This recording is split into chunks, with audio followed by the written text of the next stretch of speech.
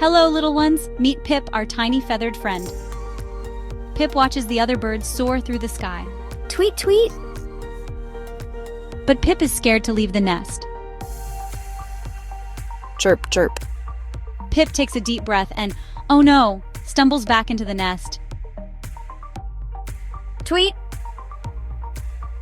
And then the big moment arrives. Pip spreads those little wings and, wow, look at Pip go. Tweet, tweet, tweet. Remember, little ones, keep trying and you'll fly high too.